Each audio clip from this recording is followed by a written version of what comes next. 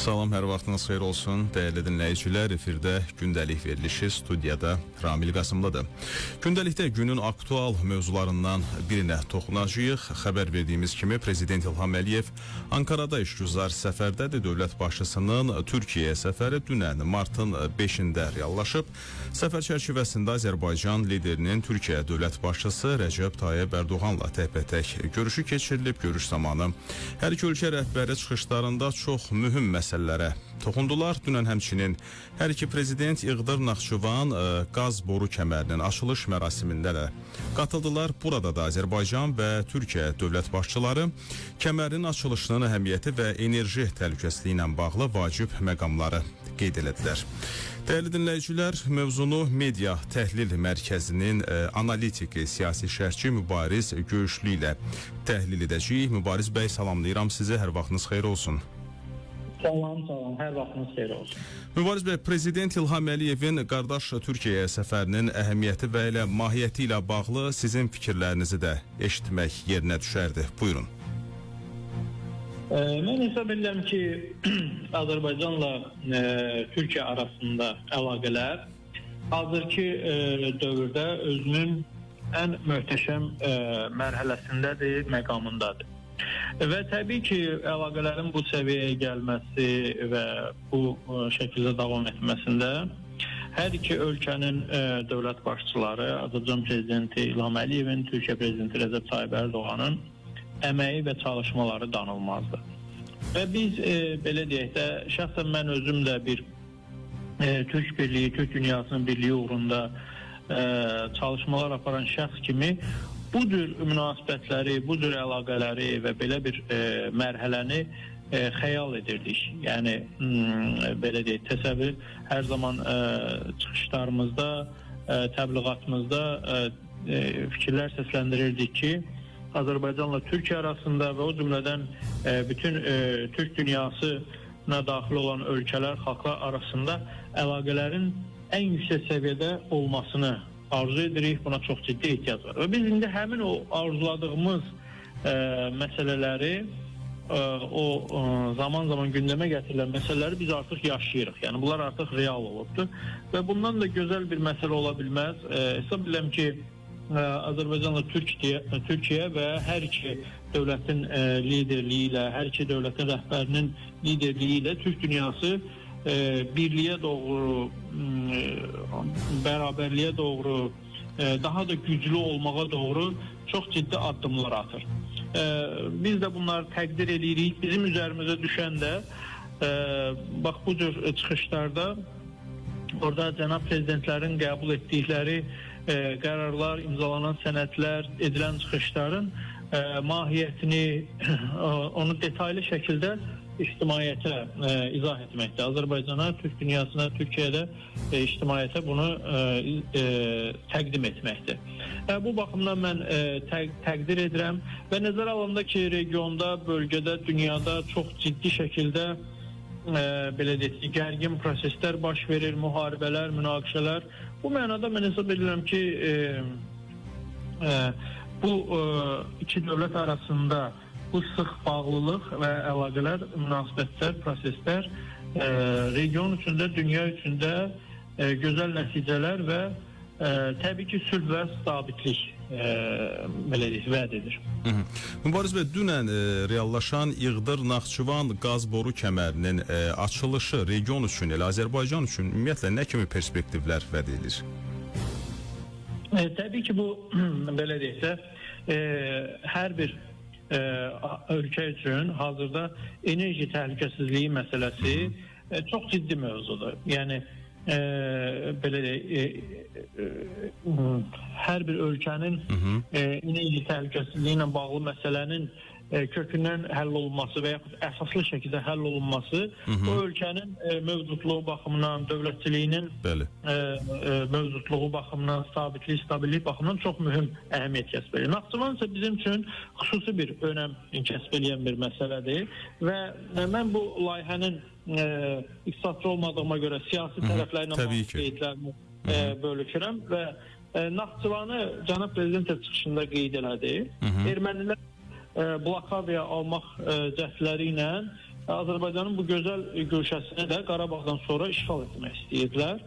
Və yer gəlmişən qeyd edək ki, dünya o zaman bu məsələyə də susqun yanaşmışdı və Azərbaycan dövlətinin, onun ümumilli lideri Heydər Əliyevin və daha sonra Prezident İlham Əliyevin səyləri nəticəsində, Naxçıvanlıların dəyanəti nəticəsində və təbii ki, Türkiyənin hər zaman dəstək verməsi baxımından Naxçıvan dünən olduğu kimi bugün də ayaqda qala bildi və ayaqdadır. Və bu layihənin Naxçıvanın enerji ilə, qazla təminatında müstəsna dərəcədə rol oynayacağını da söyləyə bilərik.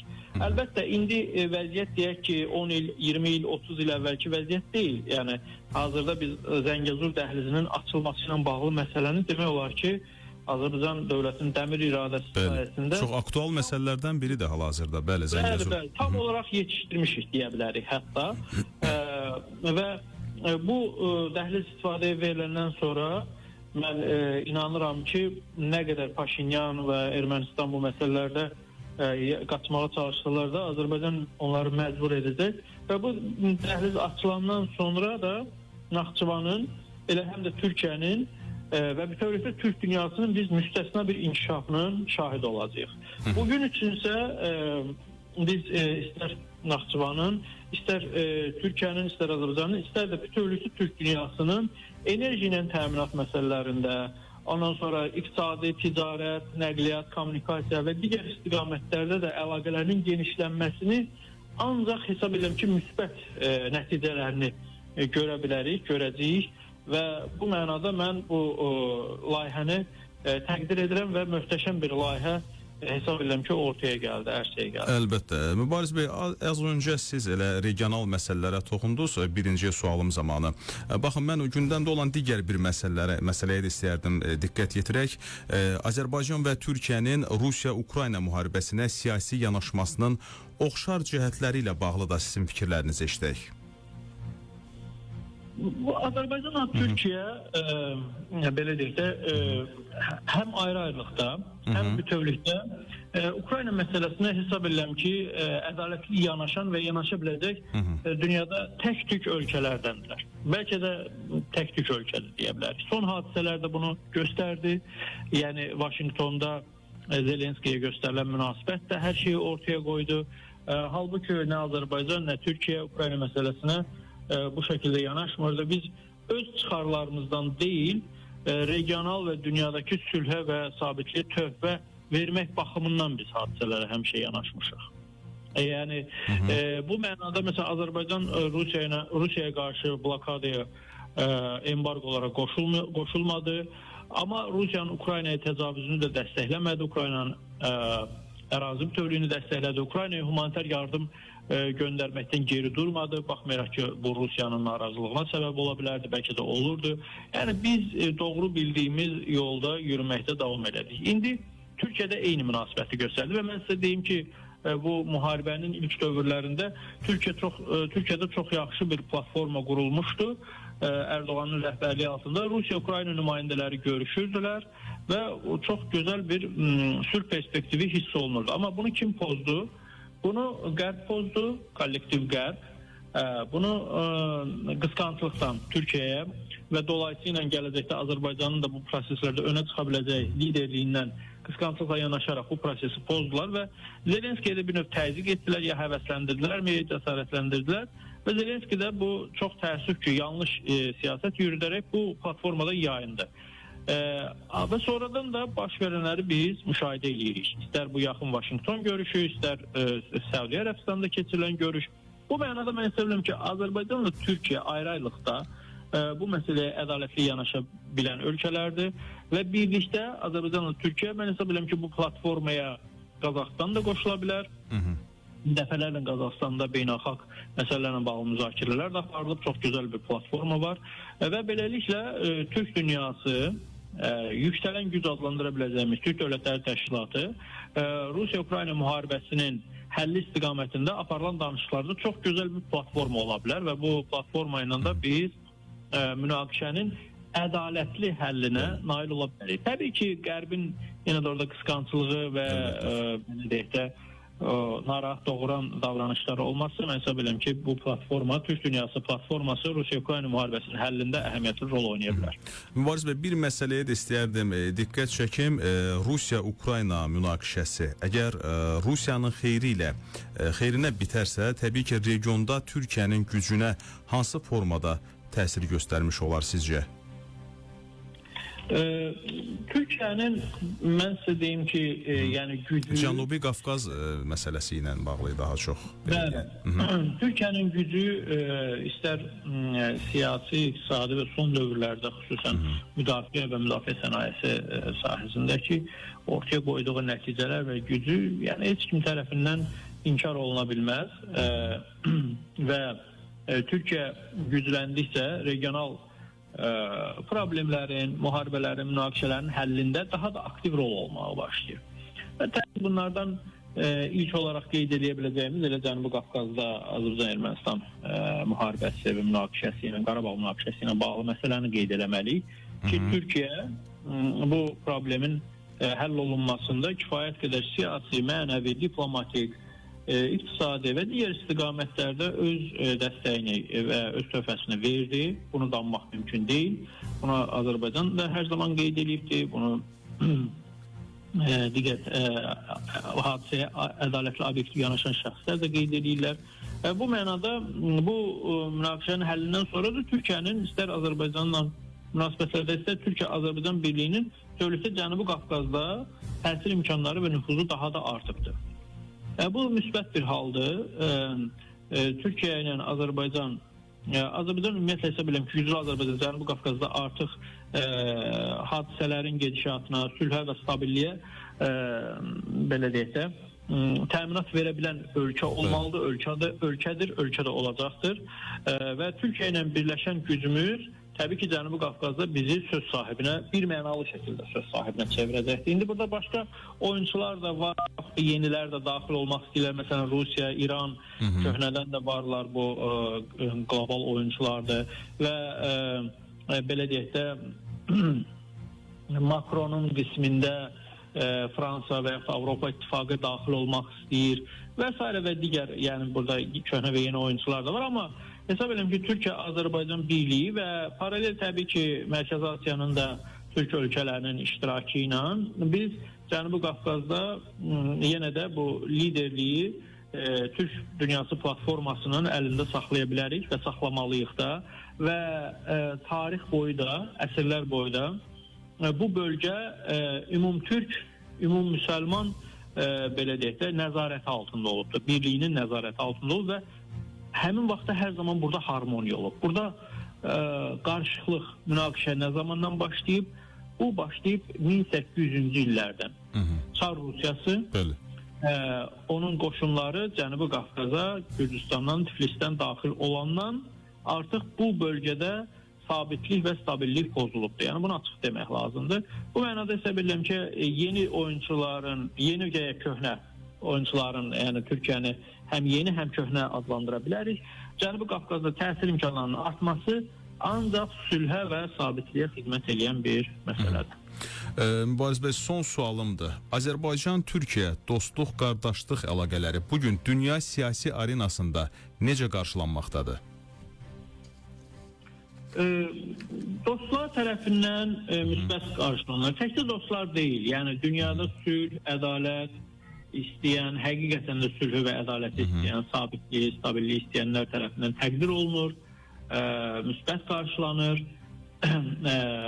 bu hadisələrin gerçəkləşdirilməsi və amma rəqiblər, hətta düşmənlər belə deyək, bu məsələlərdə belə deyək, çox qısqanc, gərgin və narahat bir onların reaksiyalarını görürük. Məsələn, Fransanın indiki o Macron administrasiyası sanki ermənidən çox erməni olmağa çalışan qüvvələr təbii ki. Təəssüf ki, çünki məsələn Paşinyan özü belə Qarabağ münaqişəsinin bitdiyini və Qarabağın Azərbaycan ərazisi olduğunu, tərkib hissəsi olduğunu bu və digər formada görürsünüz ki, dilə gətir və yaxud da dilə gətirməyə çalışır, amma Macron ve bir sıra Macron kimi siyasətçilər və yaxud da onun təsiri altında olan siyasətçilər çox təəssüf ki, Qarabağla bağlı, buradan özü könüllü şəkildə gedən ermənilərlə bağlı ağla sığmaz açıqlamalar verirlər.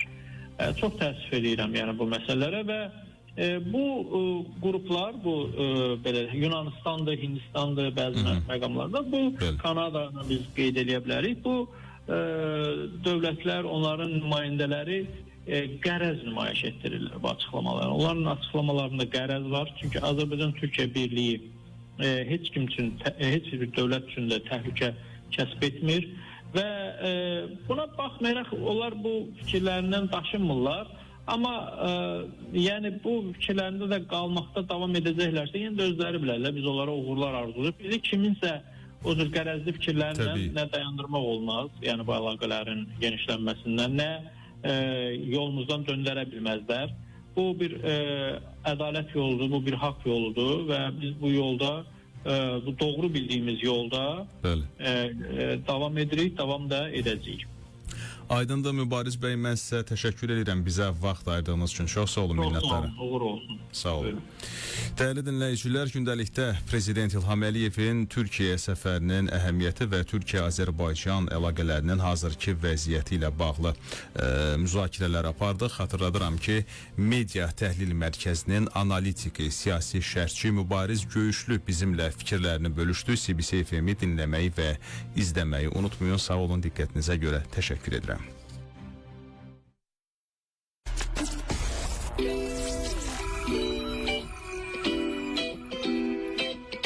Doğma yurtta doğma radyo 102.7 FM